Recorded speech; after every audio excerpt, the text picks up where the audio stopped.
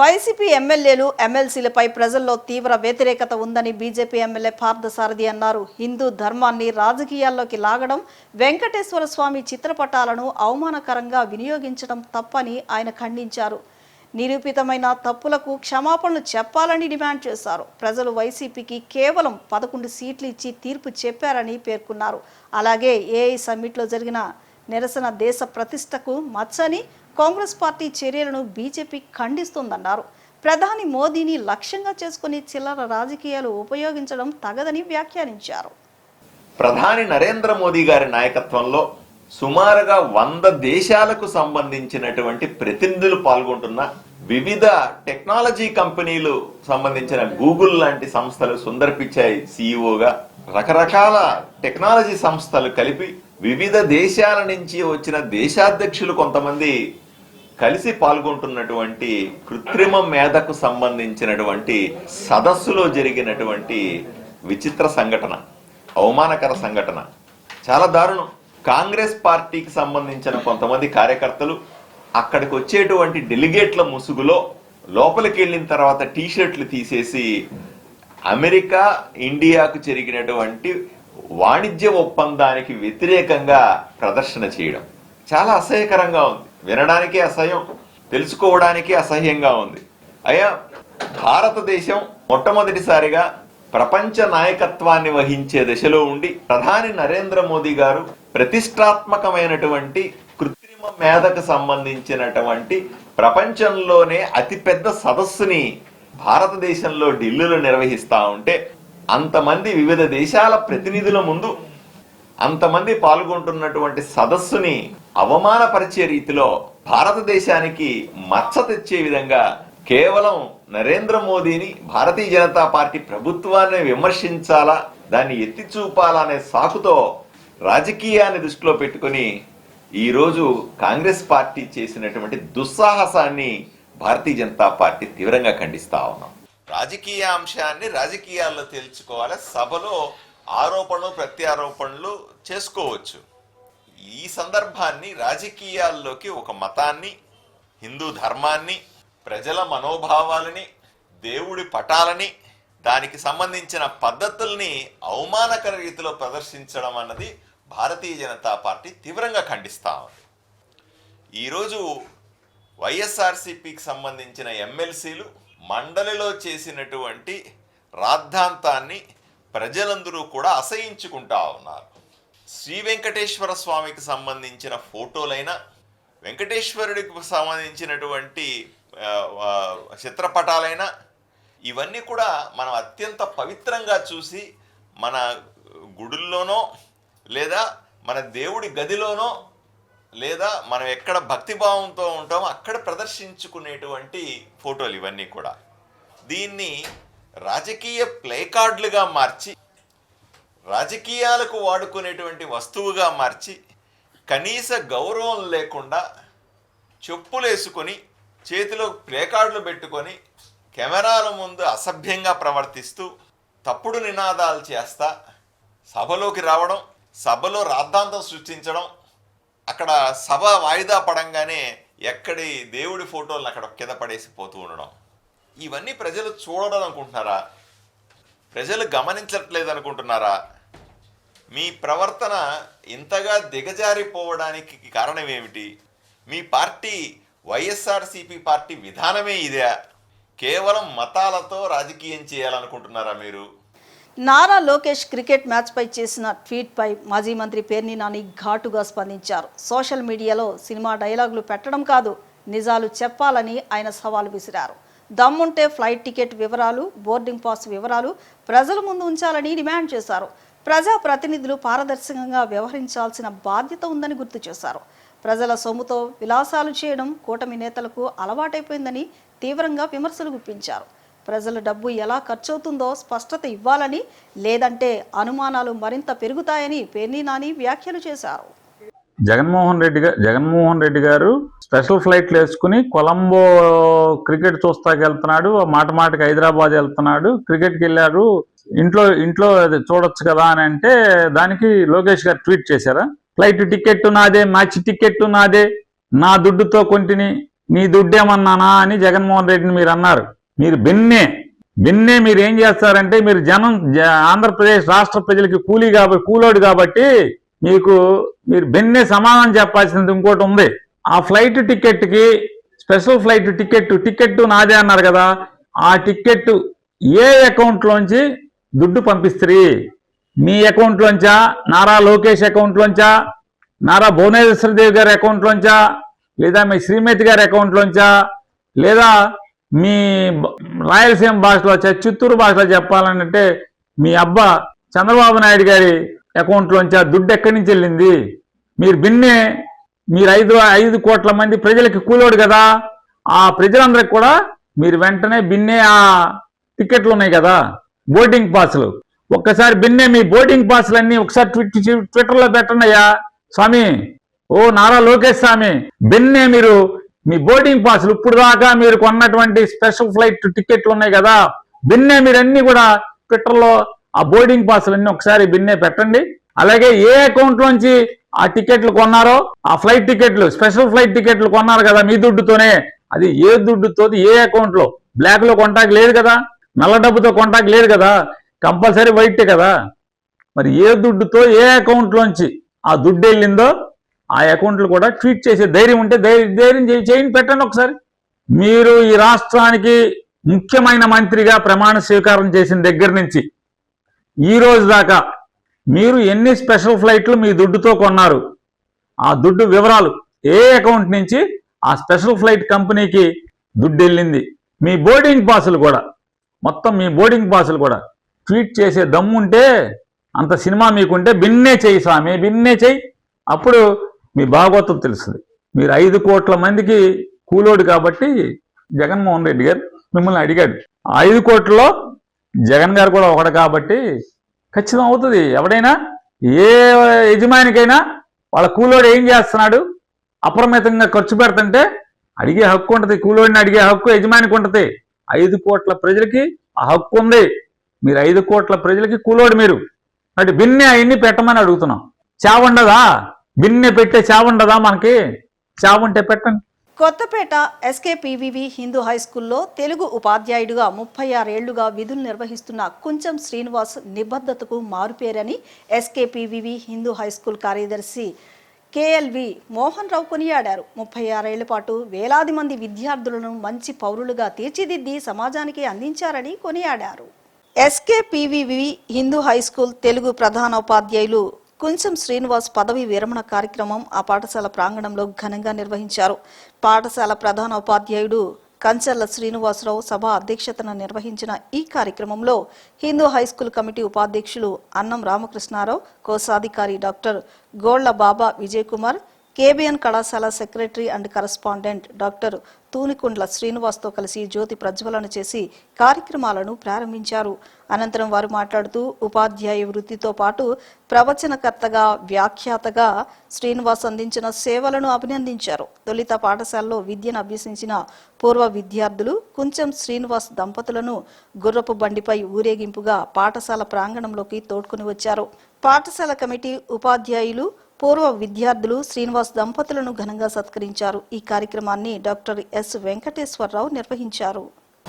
తనదైన శైలిలో బ్రహ్మాండంగా సభ నిర్వహణ చేస్తూ ఎంతో మందిని, మరి అది రిటైర్మెంట్ ఫంక్షన్ అయినా, టీచర్స్ డే కార్యక్రమాలైనా, రిపబ్లిక్ డే అయినా, ఇండిపెండెన్స్ డే అయినా, ఏ కార్యక్రమం అయినా సరే తన మాటలతో మంత్రముగ్ధులను చేస్తూ గత 36 సంవత్సరాలుగా మరి ఎస్కేపీవి హిందూ హై స్కూల్ మొత్తాన్ని కూడా అలరించి, ఒక హిందూ హై స్కూలే కాకుండా దాని శాఖలైనటువంటి కేబిఎన్ కాలేజీ కానీ ఇతర సంస్థలు, అన్ని సంస్థల్లో కూడా కొంచెం శ్రీనివాస్ అంటే మాకు అందరికీ కూడా మరి తల్లో నాలుకలాగా ఉండేటువంటి వ్యక్తి.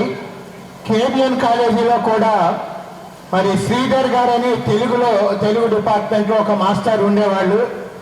ఆయన మైక్ పట్టుకుంటే ఎంతటి వాళ్ళనైనా సరే ఆకట్టుకునేటువంటి తెలివితేటలు ఉండేవి, మంత్రముగ్ధుల్ని చేసేవాళ్ళు.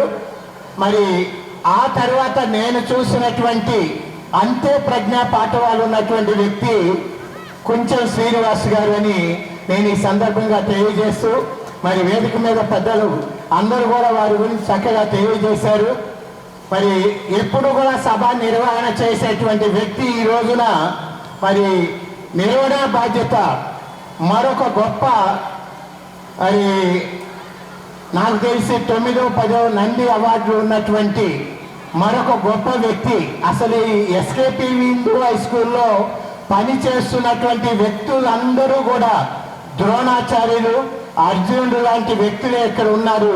మరి ఏనాడు చేసుకున్న పుణ్యఫలమో ఎస్కేపీవి హిందూ హై స్కూల్ కమిటీ కానీ, ఇక్కడ చదివేటువంటి పిల్లలు కానీ, వాళ్ళ తండ్రులు కానీ, వాళ్ళ సహచర్యంలో పనిచేస్తున్న మేము కూడా ఖచ్చితంగా అదృష్టవంతులమే. శ్రీ గురుభ్యో నమః. ముందుగా మా తల్లిదండ్రులకు వాళ్ళ పాదాభివందనం చేస్తూ, ఈ పాఠశాలలోనే నేను చదువుకుని ఇంత విద్యాబుద్ధులు నేర్పుకుని ఇదే పాఠశాలలో ఉపాధ్యాయ వృత్తి తెలుగు పండితుడిగా చేరడం నా అదృష్టంగా భావిస్తున్నాను. ఈ యొక్క ఉపాధ్యాయ వృత్తిలోకి రావడానికి కీర్తిశేషులు కొంచెం సక్కుబాయ్ గారు, మా అమ్మగారే కారణం. ఆ తర్వాత ఈ స్కూల్లో చదువుకున్నగానే ఈ స్కూల్లోనే పాఠశాల ఉపాధ్యాయుడిగా చేరాలని నా చిరకాల వాంఛ భగవంతుడు వెంటనే నెరవేర్చాడు. దానికి శ్రీ కన్యకాపరమేశ్వరి విశ్వశెట్టి వెంకటరత్నం హిందూ హై స్కూల్స్ యాజమాన్యం నాకు ఇచ్చినటువంటి గొప్ప అవకాశం. ఆ రోజుల్లో సంఘోద్ధారక సర్దార్ బైన వీరరాఘవరావు గారి ప్రేమ అభిమానాలతో అప్పుడున్నటువంటి యాజమాన్యం ఈ యొక్క భాషా పండితుడిగా, తెలుగు భాషా పండితుడిగా ఉద్యోగంలో చేరిన తర్వాత నా సంపద ఏంటంటే 37 సంవత్సరాల మా శిష్య బృందం. అదే నా సంపద. మా శిష్యులు మా ఇంటి దగ్గర నుంచి బయలుదేరిన తర్వాత స్కూల్కి వచ్చేలోపు ఎంతమంది కలుస్తారో రోజు కూడా చెప్పలేము. అదే మా సంపదగా భావిస్తాం. మా తల్లిదండ్రులు, మన పాఠశాలలో మాకు నేర్పినటువంటి గురువులు, ఆ తర్వాత నేను నేర్చుకున్నటువంటి గురువులు, ఆ తర్వాత సాక్షాత్తు జగదాచార్యులైనటువంటి శ్రీ శ్రీ శ్రీ త్రిదండి శ్రీమన్నారాయణ చిన్నజీయర్ స్వామివారి యొక్క దివ్య మంగళాశాసనాలతో నేను ఉపన్యాసాలు కానీ, సాహిత్య ఉపన్యాసాలు కానీ, భగవంతుడి గురించి గుణానుభవం చేయడం కానీ, ఇవన్నీ కూడా వారి యొక్క కటాక్షంతో. కొలీగ్ శ్రీ కొంచెం శ్రీనివాసరావు గారు 37 సంవత్సరాలు సర్వీస్ చేసి ఈ సంవత్సరం మే నెలలో రిటైర్ అవ్వబోతున్నారు. వారు ఈ సర్వీస్ కాలంలో మరి ఈ పాఠశాలకి ఎంతో సేవ చేశారు. ఎన్నో వందల మంది విద్యార్థులను తీర్చిదిద్దారు. వారందరూ కూడా ఎంతో ప్రయోజకులై వారి వారి వృత్తుల్లో నిష్ణాతులుగా ఉన్నారు. మాష్ గారు బహుముఖ ప్రజ్ఞాశాలి. ఇలాంటి ఉపాధ్యాయులు మరి పాఠశాలలో రిటైర్ అవుతుంటే అది తీర్చలేని లోటు. మా అందరికి కూడా వారి రిటైర్మెంట్ చాలా బాధగా ఉంది.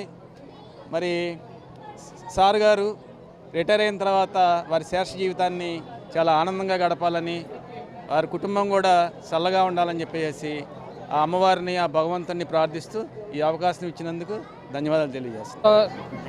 93-94 బ్యాచ్ అండి. మేము ఇక్కడ చదువుకున్నాము. ఇప్పుడు నేను రైల్వేలో వర్క్ చేస్తున్నానండి, ఆఫీస్ సూపరింటెండెంట్గా. ఇక్కడ ఈ మాస్టర్ గారి దగ్గర చదువుకొని ఎంతోమంది ఇండియాలో గెస్టెడ్ ఆఫీసర్లు అయ్యారండి. అంతేకాకుండా మాస్టర్ గారికి నేను బంధువుని కూడా, నేను బయట ఎక్కడో చదువుతుంటే ఇక్కడ చదివితే నీకు మంచి ఇది ఉంటుందని చెప్పి నన్ను అక్కడి నుంచి ఇక్కడికి తీసుకొచ్చి ఇక్కడ జాయిన్ చేశారండి. ఇప్పుడు నాకు 45 ఏళ్ళు. నేనే కాదండి, నన్ను చూసి నాతో పాటు ఇంకా జాయిన్ అవ్వడానికి మాస్టర్ గారు ఇలా మన దగ్గర ఎవరికైనా సరే ఏదైనా చెప్పాలి అని అంటే ఆయన ముందుగా నువ్వు నేర్చుకో, ఆ తర్వాత ఇంకొకరికి నేర్పించు అని చెప్పి ఇప్పుడు చేశారండి. ఇప్పుడు మేమంతా కూడా ఒక్కొక్కళ్ళం వచ్చిన వాళ్ళందరం కూడా ఒక్కొక్కరు ఒక్కొక్క ఇన్స్టిట్యూట్లో మంచి పొజిషన్లో ఉన్నామండి. ఆచార్య నాగార్జున యూనివర్సిటీలో ఇంజనీరింగ్ విభాగానికి ఉన్న వైఎస్ రాజశేఖర రెడ్డి పేరును తొలగించడాన్ని వైసీపీ రాష్ట్ర స్టూడెంట్ వింగ్ అధ్యక్షులు రవిచంద్ర తీవ్రంగా ఖండించారు. ఈ నిర్ణయంపై వీసీ గంగాధర్రావు, టీడీపీ అనుబంధ విద్యార్థి సంఘం నాయకుల వినతి పత్రం ఆధారంగా ఏకపక్షంగా వ్యవహరించారని ఆరోపించారు. రాజశేఖర రెడ్డి శిలా ఫలకాన్ని తొలగించి ధ్వంసం చేయడం దారుణమని మండిపడ్డారు. యూనివర్సిటీ అకాడమిక్ కౌన్సిల్ లేదా సంబంధిత అధికారిక తీర్మానం లేకుండా పేరు ఎలా తొలగించారని ప్రశ్నించారు. తీర్మానం కాపీ చూపించలేమని చెప్పడం మరింత అనుమానాలకు తావిస్తోందని అన్నారు. ప్రస్తుతం రీసెర్చ్ ఫెలోషిప్లు కూడా వైఎస్ఆర్ పేరు మీద అధికారికంగా ఇస్తున్న సందర్భంలో ఈ చర్యలు విరుద్ధమన్నారు. తక్షణమే వైఎస్ఆర్ పేరును పునరుద్ధరించాలని డిమాండ్ చేశారు. యూనివర్సిటీలో ఉన్న ఇంజనీరింగ్ కళాశాలకి అప్పటి వరకు Acharya Nagarjuna university of engineering and టెక్నాలజీగా పేరుతో ఉన్న కళాశాలని doctor YS Rajasekhara Reddy engineering college గా పేరు మార్చారు. ఆనాడున్న vice chancellor professor Haragopal Reddy గారి ఆధ్వర్యంలో 11 మందితో కమిటీ వేసి ఎగ్జిక్యూటివ్ కౌన్సిల్ తీర్మానం సమావేశం ఏర్పాటు చేసి ఆ సమావేశంలో ఏకగ్రీవ తీర్మానం చేసి తర్వాత అకాడమిక్ సెనేట్ సమావేశం జరిపి అందులో కూడా ఏకగ్రీవ తీర్మానం చేసి ఇంజనీరింగ్ కళాశాల పేరుని doctor YS Rajasekhara Reddy college of engineering and technology పేరుగా మార్చారు. ఇదంతా ఆథరైజ్డ్ గా రిజల్యూషన్స్ పాస్ చేసి రిజల్యూషన్స్ ఆధారంగా కాలేజీకి పేరు పెట్టారు. కానీ నిన్న university Acharya Nagarjuna university in-charge vice chancellor Gangadhar Rao గారు ఓవర్ నైట్ లోనే రాత్రికి రాత్రే ఒక్క రోజులోనే టిఎన్ఎస్ఎఫ్ నాయకులు వినతి పత్రం ఇచ్చారనే పేరుతోటి ఇంజనీరింగ్ కళాశాల పేరుని తొలగించాలని ఆదేశాలు ఇవ్వడమే కాదు, జేసీబీ క్రేన్ ని తీసుకొచ్చి రాజశేఖర రెడ్డి గారు doctor YS Rajasekhara Reddy college of engineering and technology అనే పేరు ఉంటే డాక్టర్ వైఎస్ రాజశేఖర రెడ్డి అనే పేరుని ధ్వంసం చేసి తొలగించారు. మరి మీరు తొలగించడానికి ముందు యూనివర్సిటీలో ఉన్న వైస్ ఛాన్సలర్ గాని రిజిస్ట్రార్ గాని మీరు పాలక మండలి సమావేశం ఏర్పాటు చేశారా? పాలక మండలి సమావేశంలో తీర్మానం చేశారా? ఆచార్య నాగార్జున యూనివర్సిటీలో ఉన్న ఇంజనీరింగ్ కళాశాలకి డాక్టర్ వైఎస్ రాజశేఖర రెడ్డి గారి పేరుంది, ఆ పేరుని తొలగించాలి అని మీరు మినిట్స్ లో నమోదు చేసి సమావేశం జరిపి ఎగ్జిక్యూటివ్ కౌన్సిల్ ఆ ఎగ్జిక్యూటివ్ కౌన్సిల్ సమావేశంలో మీరు తీర్మానం చేశారా అని మా వైఎస్ఆర్సీపీ విద్యార్థి విభాగం తరపున ఈ రోజు యూనివర్సిటీలో ఉన్న మా స్టూడెంట్ వింగ్ నాయకులు మేము కలిసి వెళ్లి వైస్ ఛాన్సలర్ గారిని అడిగాం, మీరు అకాడమిక్ సెనేట్ గాని ఎగ్జిక్యూటివ్ కౌన్సిల్ గాని రిజల్యూషన్ పాస్ చేశారా? పాస్ చేస్తే ఆ మినిట్స్ మాకు చూపించండి అని మేము అడిగాం. వాళ్ళు దానికి చెప్తున్న సాక్ ఏంటంటే ఇన్ఛార్జి వీసీ గాని రిజిస్టర్ గాని ఏం చెప్తున్నారంటే వాళ్ళు మేము పాలక మండలి జరిపాము, రిజల్యూషన్ పాస్ చేశాము, దాన్ని ఏఐసిటికి పంపించామంటున్నారు. All India council for technical education అఖిల భారత సాంకేతిక విద్యా మండలికి మేము రిజల్యూషన్ పాస్ ని తీర్మానం కాపీని పంపించాము అని వాళ్ళు చెప్పారు. మేము అడిగాం, అయ్యా వీసీ గారు రిజిస్ట్రార్ గారు మీరు పంపించిన తీర్మానం కాపీని మాకు అందించండి. మీరు ఎప్పుడు ఎగ్జిక్యూటివ్ కౌన్సిల్ జరిపారు, ఎప్పుడు మినిట్స్ రాశారు, ఎప్పుడు ఏకగ్రీవ తీర్మానం చేశారు, ఆ తీర్మాన కాపీని మాకు చూపించండి, విద్యార్థి నాయకులుగా మాకు అర్థమవుతుందని మేము అడిగాం. వాళ్ళు మేము పంపించాం కానీ మీకు చూపించలేమండి అంటున్నారు. మరి మీరు రిజల్యూషన్ పాస్ చేసినప్పుడు ఎందుకు చూపించలేరు అని మేము ప్రశ్నిస్తే వాళ్ళు చెప్తున్నది ఏంటంటే ఏఐసిటి నామ్స్ ప్రకారం మొత్తం రాజకీయ నాయకుల పేర్లు ఎవరైతే ఉన్నాయో వాళ్ళ పేర్లు తొలగించాలని మాకు ఏఐసిటి చెప్పింది, అందుకే మేము పేరు తొలగించాము అని అన్నారు. నూజివీడు నుంచి ద్వారకా, తిరుమల మరియు పెద్ద తిరుపతి శ్రీ వెంకటేశ్వర స్వామి వార్ల అన్న సంతర్పణ సన్నిధానానికి 37సారి కూరగాయలను పంపించారు. నూజివీడు పరిసర ప్రాంతాల నుంచి తిరుమల తిరుపతి దేవస్థానానికి 12 టన్నులు, ద్వారకా తిరుమలకు 5 టన్నుల కూరగాయలు వెంకటేశ్వర స్వామి భక్త సమాజం సభ్యుల ద్వారా నేడు పంపారు. శ్రీ వెంకటేశ్వర స్వామి వారి కృపా కటాక్షాలు నూజివీడు ప్రాంత ప్రజలకు ఎల్లప్పుడూ తోడుగా ఉండాలని స్వామివారి నిత్యాన్నదానానికి కూరగాయలు పంపిణీ చేయడానికి సహకరిస్తున్న ప్రతి ఒక్కరికి శ్రీ వెంకటేశ్వర స్వామి భక్త సమాజం సభ్యులు ధన్యవాదాలు తెలిపారు. స్వామివారికి ఇది 37వ లోడు, అదే రకంగా ద్వారకా తిరుమలకి 37, స్వామివారికి 37 నెలల మట్టి ఇదే రకంగా ఇట్లా నూజివీడు దేవరగుంట దాతలో దేవరగుంట రైతులు 36 నెలల మట్టి ఇలా పంపిస్తూ స్వామివారికి సహకరించిన ప్రతి ఒక్క కుటుంబానికి కూడా స్వామి ఎల్లవేళలా చల్లగా కాపాడాలని కోరుకుంటూ స్వామికి ఇట్లా మన నూజివీడు నుంచి పంపించడం అనేది ఇది పూర్వజన్మ సుకృతమయ్యా. ఓం నమో వెంకటేశాయ. మనం నూజివీడు గ్రామం నుంచి నూజివీడు చుట్టుపక్కల పరిసరాల ప్రాంతాల నుంచి పెద్ద తిరుపతి అన్నదానానికి, అలాగే చంద్రపతి ద్వారకా తిరుమల కూడా అన్నదానం కోసం 37 సార్లుగా 37వ బండిని పంపిస్తున్నారు కూరగాయలుగా. ఆ స్వామి యొక్క అనుగ్రహంతో మన సత్యనారాయణమూర్తి బాధ్యతతో ఇప్పుడు 37 సార్లు బట్టి స్వామికి పంపిస్తూ ఉన్నారు. కనుక ఆ భగవంతుడికి ఆశీస్సులు మనం ఈయనతో పాటు మన గ్రామ ప్రజలకి నూజివీడు భక్తులందరికీ కూడా ఇవి ఆశ్రీసులు కలుగాలని కోరుకుంటూ ఓం నమో శ్రీనివాసాయ. వార్తలు ముగించే ముందు ముఖ్యాంశాలు మరొకసారి.